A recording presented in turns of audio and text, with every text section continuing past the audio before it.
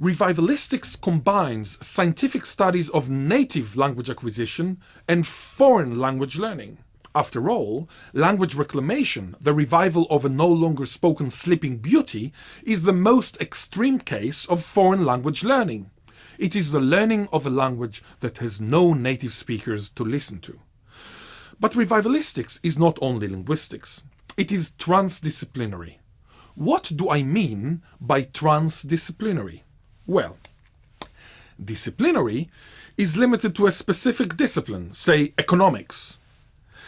A multidisciplinary building hosts more than one discipline, say economics and law, but with no cross-fertilization between the disciplines. Interdisciplinary is when you answer a question from, say, chemistry using, say, physics. Transdisciplinary is even more sophisticated. It is when the question itself, not only the answer, arises from the very interface between the different disciplines.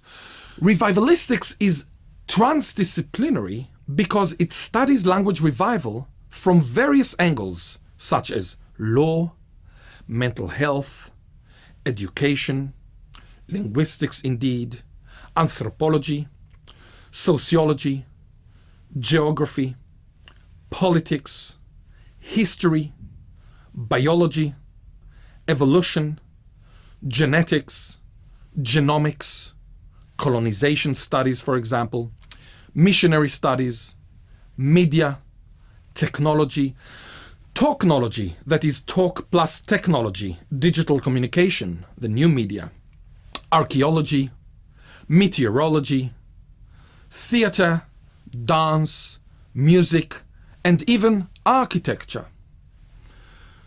Let me give you an example from architecture. An architect involved in revivalistics might ask the following location question, which is of course beyond language. Should we reclaim an indigenous language in a natural indigenous setting to replicate the original ambiance of heritage, culture, laws and lores?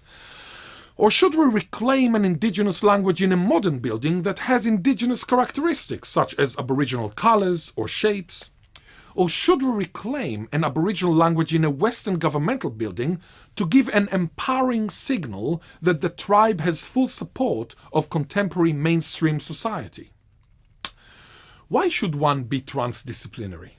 Ask James Watson, the Nobel laureate who discovered the structure of DNA in 1953 with Francis Crick, Rosalind Franklin and Maurice Wilkins. Watson arrives at the University of Cambridge, England, United Kingdom, in 1951 as a junior visiting fellow.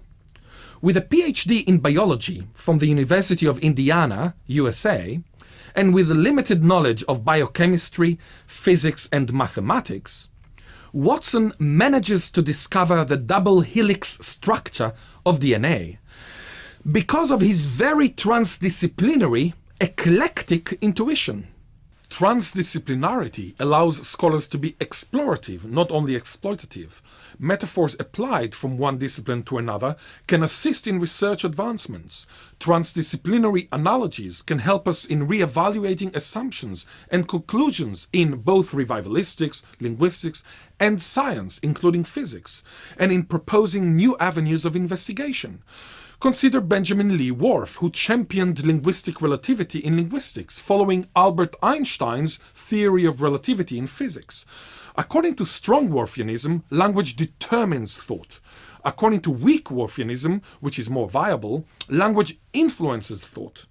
At a supermarket between Harvard University and Massachusetts Institute of Technology, MIT, known for its expertise in engineering and science, in Cambridge, Massachusetts, a man with 70 items in his trolley goes to an express cashier for 12 items or less. The perspicacious cashier asks him, "Are you from Harvard and don't know how to count? Or are you from MIT and don't know how to read?" But in reality, there are many similarities between the arts and science. Research in science, and not only in the arts, is often a manifestation of the researcher's personality. Unlike anarchistic scientists, for example, conservative scholars do not believe in lack of structure. Furthermore, one can detect symbiosis between sciences and humanities. Take linguistics. My own scholarly articles often employ biological terms such as hybridization, cross-fertilization, natural selection, ecological niche, and even viral replication. But genetics is also parasitic on linguistics.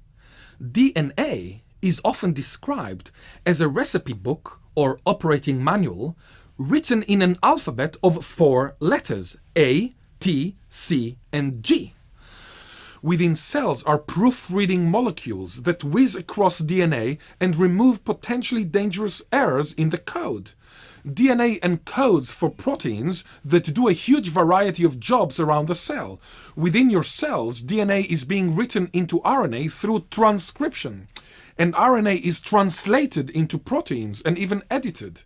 Transcription, reverse transcription, retrovirus, translation, editing, proofreading. We are talking about the human genome in linguistic terms. Why is there such a striking similarity between language and genetics? If we call the genome A and language B, there are at least 3 possible explanations. First, A causes B, language, which emerged more than 70,000 years ago, is a natural reflection, an evolutionary manifestation of the genome, which emerged more than 3 billion years ago. Second, B causes A. The analysis of the genome as language results from the fact that scientists are speaking humans who can only think in language. But the analysis of the cosmos is much less linguistic than the analysis of the genome. Third, A and B are both traceable back to C, a common origin. Linguistics and genetics are branches of informatics, systems of information. The genome, therefore, lends itself for linguistic symbolism. Whatever the answer, the humanities and science can learn from each other transdisciplinarily. In studying languages of the world, we may find new understandings of genetics and vice versa. In order to show you how transdisciplinary revivalistics is, we would like you now to select from one of several articles, each written about language revival from a different angle. After reading the articles, we would like you to discuss the specific angle you selected with your peers.